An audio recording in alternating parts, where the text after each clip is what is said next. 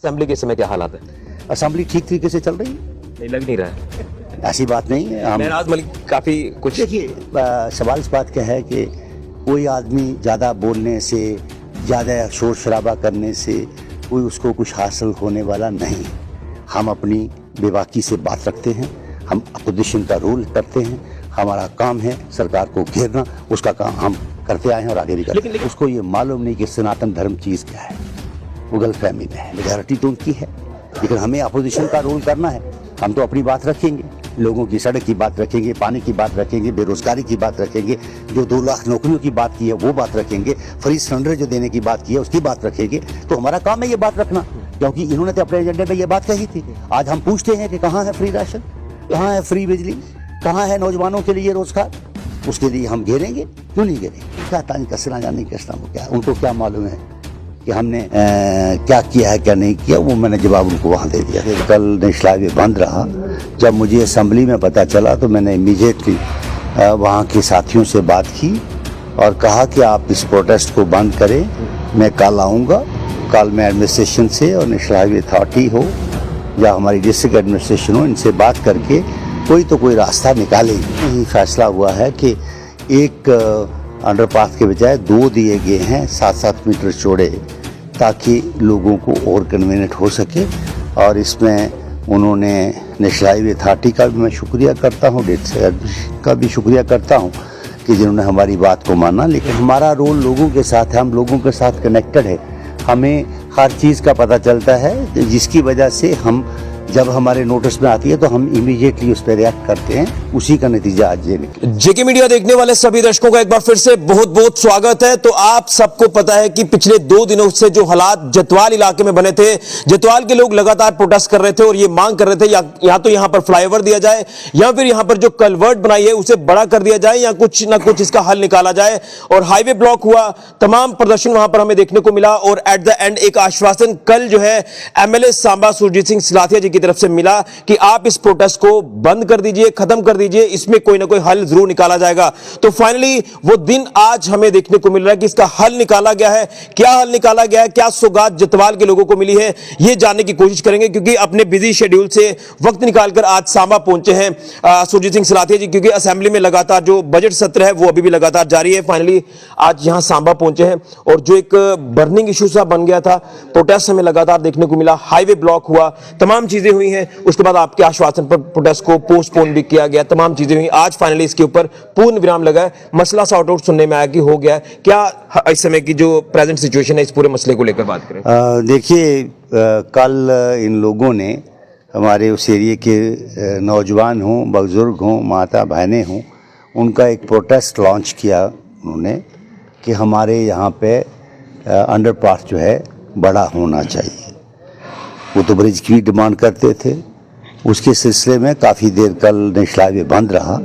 जब मुझे असेंबली में पता चला तो मैंने इमीडिएटली वहाँ के साथियों से बात की और कहा कि आप इस प्रोटेस्ट को बंद करें, मैं कल आऊँगा।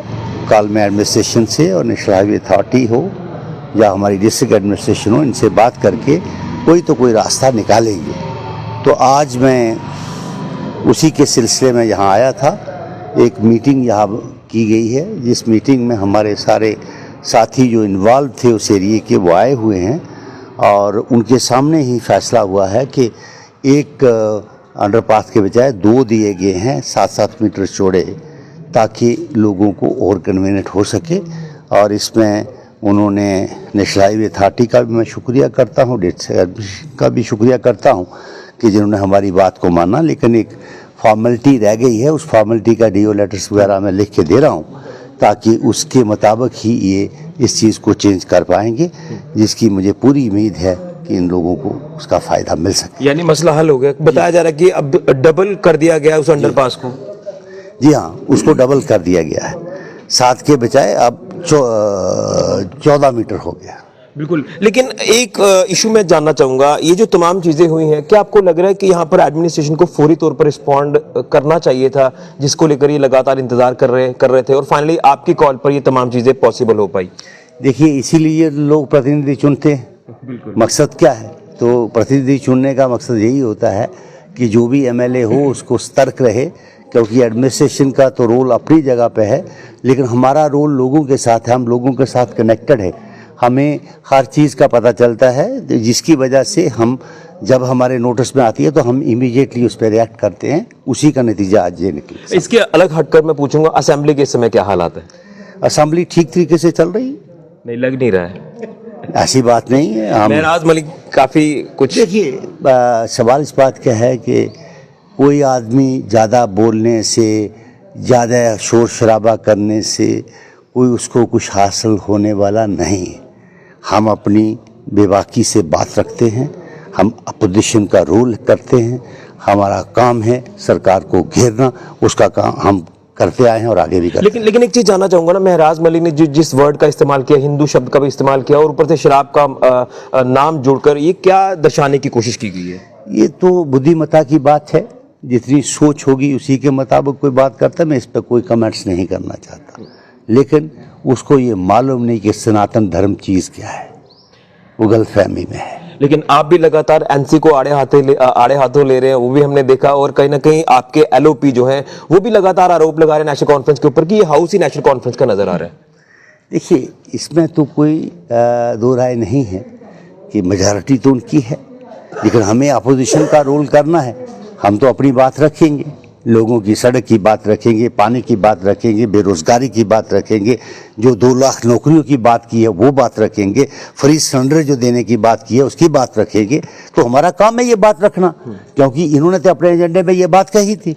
आज हम पूछते हैं कि कहाँ है फ्री राशन, कहाँ है फ्री बिजली, कहाँ है नौजवानों के लिए रोजगार? उसके लिए हम घेरेंगे, क्यों नहीं घेरेंगे?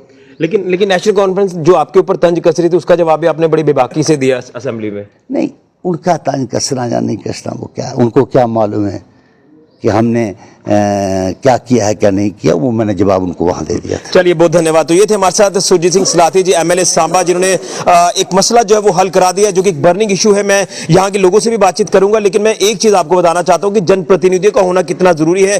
प्रशासन ने अपने एंड पर काम किया, जनप्रतिनिधियों ने अपने एंड पर काम किया और इस मसले का हल करवाया है। नेशनल हाईवे अथॉरिटी और इसमें प्रशासनिक अधिकारियों के साथ मिलकर बैठकर इसमें बात हुई है और इनका मसला हल ये हुआ है कि अब जो 7 मीटर का जो एक कलवर्ट इनको दिया गया था, वो उसे डबल कर दिया है। यूं कहे तो उसे अंडरपास ही कहा जाएगा। अब आने जाने में कोई किसी तरह की परेशानी नहीं होगी। तमाम जो गांव हैं आसपास के जतवाल के, उनकी कनेक्टिविटी बनी रहेगी। लेकिन असेंबली के कुछ बर्निंग इश्यूज के ऊपर भी सुरजीत सिंह सलाथिया जी ने अपनी बात बेबाकी से रखी है। फिलहाल के लिए ऋषि के जुड़िया कैमरा राहुल के साथ जेके मीडिया के लिए।